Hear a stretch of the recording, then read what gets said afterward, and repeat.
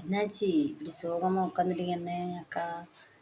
நான் முதல்லேருந்து சொன்னேன், எவ்வளோதான் பாசமாக இருந்தாலும் பாயாசமாக இருந்தாலும் ஒரு லெவலுக்கு தான் பிள்ளைங்க உங்களை பார்ப்பாங்க. உங்களுக்குன்னு 10 ரூபா சேர்த்து வைங்கன்னு சொன்னேன், எவ்வளோ கேட்கல.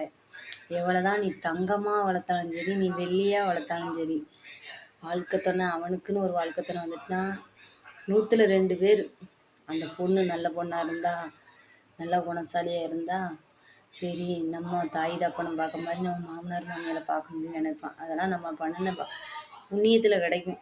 எல்லாத்துக்கும் அப்படி கிடைச்சிடாது. அப்படி கிடைச்சா நீங்கள் ஒரு அதிர்ஷ்டசாலி. எவ்வளோ சொன்னேன் கேட்கல. பிள்ளைங்கன்னு கொடுத்தீங்க. இன்றைக்கி பிள்ளைங்க எல்லோரும் உங்களை தனிமையில் விட்டுட்டு போயிட்டாங்களா? கவலைப்படாதீங்க, கடவுள் ஒரு பக்கம் இருக்கார். இனிமையாவது உங்களுக்குன்னு நீங்கள் வாழ்க்கையை கற்றுக்கொள்ளுங்க. உலகம் எங்கேயோ இருக்குது, வளர்க்கணும். பிள்ளைந்தான் உலகம். அதுக்காண்டி இந்த உலகத்தையே மறந்து நீங்கள் வாழ்ந்தீங்கன்னு வச்சுக்கிடுங்களேன், கடைசியில் நீங்கள் ஒன்றும் இல்லாமல் தான் நிற்கணும். பிள்ளைங்களுக்கு முக்கால்வாசி ஒதுக்குனா உங்களுக்குன்னு ஒரு கால்வாசியை விட்டு வைங்க. வச்சிங்கன்னா உங்கள் வாழ்க்கையை நீங்கள் வாழ முடியும். கடைசி நேரத்தில் எல்லா நாளும் ஒரு நாளாக ஓடாது. உங்களுக்கு ஒரு நேரம் ஓடுனா ஒரு நேரம் கை காலெலாம் சோர்வாயிடும். அப்போ ஓடி சம்பாதிக்க முடியாது. அதனால் இருக்கக்கூடிய காலத்தில் உங்களுக்குன்னு 10 ரூபா உழைக்கியா, பிள்ளைங்களுக்கு 5 ரூபா 6 ரூபாய் கொடுத்தோம்னா நமக்குன்னு 4 ரூபா சேகரித்து வைக்கணும். வச்சா மட்டும்தான் இன்றைக்கினாலும் அந்த பணம் உங்களுக்கு உதவும். நீ எல்லாம் பிள்ளை தான் உலகம்னு நினச்சிக்கிட்டு இருந்தீங்க. இந்த உலகத்தில் சுயநலமான உலகம். தாய் மனசு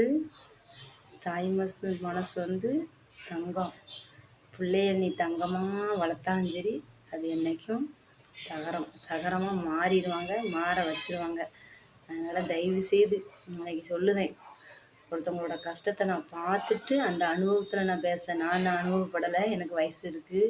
நானும் அந்த வாழ்க்கையை கடந்து தான் வரணும். முன்னெச்சரிக்கையாக இருந்துக்கிடுங்க, அவ்வளோதான்.